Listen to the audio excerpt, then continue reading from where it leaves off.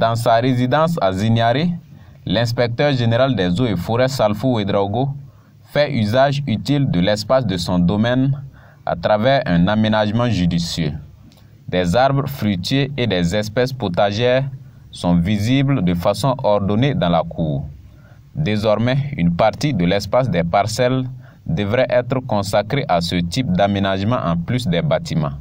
C'est du moins l'idée que veut inculquer au sein de la population cet ingénieur du développement rural, option eau et forêt, par ailleurs ancien directeur provincial de l'environnement de l'Oubri-Tenga, à travers cet aménagement. Au niveau des ménages, les gens occupent l'espace de leurs parcelles par des bâtiments et ils ne songent pas à laisser de l'espace pour les végétaux. Les végétaux pourtant sont indispensables pour agrémenter la vie humaine, en général la vie d'une manière générale. Nous avons en tout cas une cour où il y a encore de l'espace. Donc nous avons imaginé un aménagement typique pour permettre en tout cas à ceux qui vont passer ici, pour qu'ils puissent s'inspirer et puis faire le même aménagement ou bien améliorer au niveau de leur ménage. Chez Salfou Ouedraogo, on trouve ainsi des plants comme des papayers, des bananiers, du manioc, du gombo, de l'oseille, de la tomate, de la citronnelle, de la menthe, du kenebdo et du balamboula, entre autres, le tout couronné par une pépinière forestière qui permet la production d'arbres sur place comme la gomme arabique, le zamné, l'anacarde et le baobab. Et tout cet aménagement avec des espèces utiles à la vie humaine permet la création d'un microclimat pour favoriser la séquestration du carbone en zone urbaine. Si vous sortez hors de la cour, vous allez sentir immédiatement la différence des températures. Et forcément, ça a un impact positif sur les effets néfastes des changements climatiques. Comme vous savez que, en tout cas, les végétaux consomment les gaz carboniques qu'on appelle CO2 et libèrent de l'oxygène.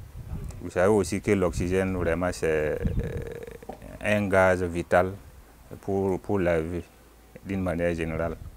Au-delà de la création de ce microclimat, un tel aménagement pourrait éviter aux ménages qui l'adopteront de faire le marché au quotidien car le nécessaire est déjà disponible à domicile.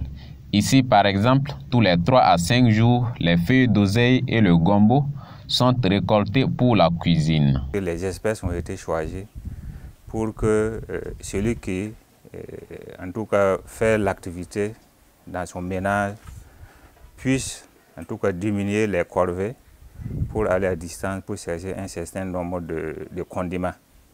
Vous avez vu que j'ai cité des espèces de production maraîchère. Avec cet aménagement, l'eau également est utilisée de façon rationnelle grâce notamment au système de paillage qui permet de conserver l'humidité sous les plants pendant longtemps. Depuis qu'on a commencé, la facture d'eau n'a jamais dépassé 2000 francs par mois. Et donc c'est pour dire que les gens vont évoquer l'histoire de l'eau, mais ça ne consomme pas. Vous avez vu les dispositifs qu'on a eu à faire. Au pied des plants, on a fait un paillage. Donc ce paillage-là fait que l'humidité, ça conserve énormément l'humidité. Oui, chez l'inspecteur général des eaux et forêts Salfou Ouedraogo, les plants sont produits, mais des arbres sont également préservés. Les arbres trouvés sur place sont également entretenus à travers notamment le système de régénération naturelle assistée en vue de renforcer la biodiversité avec 5 espèces forestières locales que sont le Ziziphus, le Leptadenia, le Calotropus, l'acacia et le Piliostigma. Avec le réchauffement climatique et son corollaire d'effets néfastes, vivement que cette pratique soit appropriée par les populations urbaines et même rurales afin d'atténuer ces effets néfastes de ces changements climatiques.